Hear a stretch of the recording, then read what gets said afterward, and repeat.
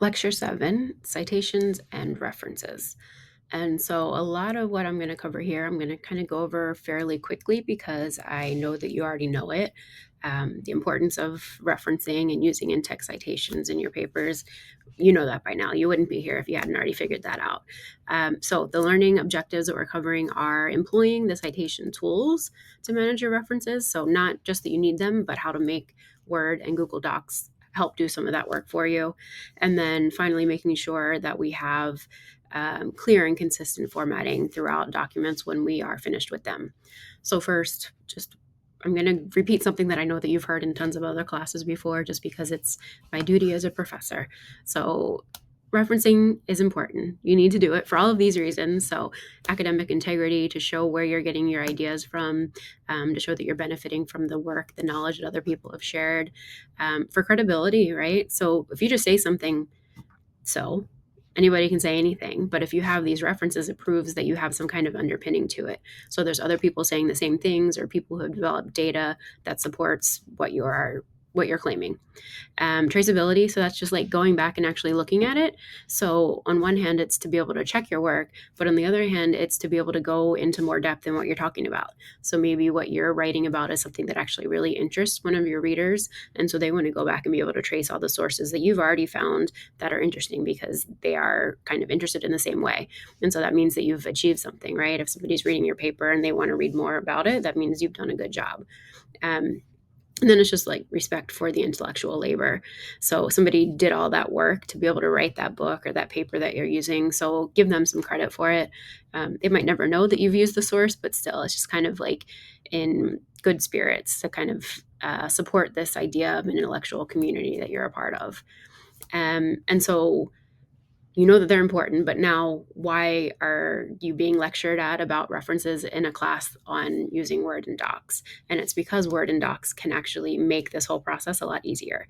Um, Referencing, using different formats when you're in one class for one subject and one for another, you might have to use different referencing styles, and you're not necessarily going to remember all of those just off the top of your head. I've been doing this for decades and I still have to double check things sometimes. So both Word and Docs have built-in citation tools. And so that means you can kind of create a little library within either of those that will house all of your sources, and then spit out your in-text citations or footnotes and your references in the proper format. So they both will also link with Zotero or other like citation manager programs. And I really would recommend downloading something like Zotero and putting in the connection with your browser, just because it makes it easier to track the sources and automatically load all of the information. But you don't need that for it to be easier and facilitated by Word and Docs. So this is what it would look like to get to the citations in either of them.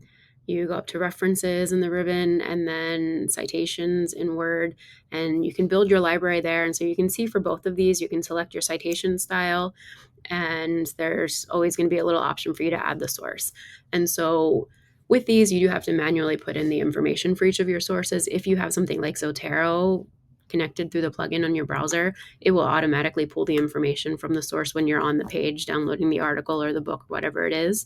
So it is a little bit easier to use that. But if you don't want to do that, or if for some reason your computer doesn't support Zotero, you can still use these, and it still makes it so much easier than it would be if you're doing it all by hand. So when you're in the document and you're using these different tools that you have, you can do footnotes or in-text citations. And to a large extent, that's going to be dictated by what referencing style you're using. So if you're using Chicago, you could use the footnotes and in-text for APA or MLA. But footnotes sometimes will be useful in other instances just to like give more information. So some of that's just going to be on a case-by-case basis, but you should know if you're using APA or MLA, it's always going to be in-text citations, and the documents Word can put those in for you automatically. And so when we talked about styles and page breaks and all of that kind of automatically upload or updating, the references will do that as well. So if you have a source in there and you put it in as being written in 2023, and then you go back to that source later and you realize, actually, no, that was written in 2013, you can update it in your library in Word or in Docs, and then it will update every time that you've put in a reference for that in your paper. So again, it makes it a lot easier, makes it a lot easier to be accurate, which is very important, obviously, in your schoolwork for sure, to kind of, give that due to the people who've done the academic work. But in the future, when you're in your job, your accuracy is important, right? You can lose a position if you're being inaccurate repeatedly. So being able to update like that is very important. Um, and then reference list formatting, like some of the essentials that relate a little bit more to how you're using them within Word is it needs to have the hanging indent always, right? It needs to be in alphabetical order. Word can do that for you. It will, when it creates your reference list, it will put all of your sources in alphabetical order, no matter what order you added them to the library.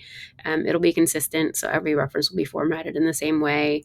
Sometimes APA will come out with a new edition and they'll change something. So maybe next year there's a new version of APA and they say actually author names should be in italics. But you have a paper that you wrote this year when author names weren't supposed to be in italics. If you update that, it will update everything in your paper. So it just lets you be consistent and correct. If you have any references in there more than once, it will eliminate that. So any duplicates you have will be taken care of. And this is what it would look like to go in to get your hanging indent, which I think is the thing in my experience that students seem to struggle with the most for reference lists, just how to actually put in the hanging indent format. So you can see what it would look like for both Word and Google Docs.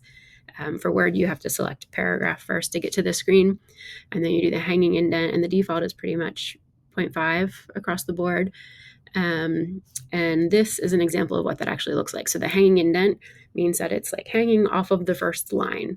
So first line is always going to be fully left justified, and then every additional line in that source is going to be indented 0.5. And then for the next source, you start over again. It just makes it easier to kind of sort through all of these. So in a paper where you maybe have 5 sources, it doesn't seem like so much. But again, if you're doing a longer paper, a dissertation where you have 100 sources, this is going to make it a lot easier for somebody to like actually search through them. So it is important for the reader to be able to find your information, to have this a little bit more accessible visual style. And so then finally, when you have these documents, and reference lists usually will be one of the last things that you're checking to make sure it's all good, and you'll export it. So a lot of times you will export it to a PDF. And we're going to talk more about why there's value in PDFs to kind of keep the formatting consistent. But sometimes when you export documents, things will get messed up somehow. And so it could be the different file types you're exporting from, or the program that you're opening it in. Something's different. A font isn't downloaded there, so it can't open in the same way. So all kinds of little things that could happen. But so when you save something to a PDF from a Word or a doc file, check it again. Just make sure everything is still good. Sometimes like section breaks will look a little bit different and you need to go in and tweak something. So just, have a good careful eye over everything once you think that your document is complete. So main takeaways here, like I said, this is stuff that I expect that you should already know, but it's just to show you how Docs and Word can help facilitate this process. So you already know that referencing is important. Use these tools to make it easier for you. You have to do it always. You will have to do it forever. Let these machines make your life a little bit simpler. And then whenever you're exporting, and really all the time, just double check your formatting. Make sure it all looks good. Make sure everything's how you want it to be so you can present that final polished professional document.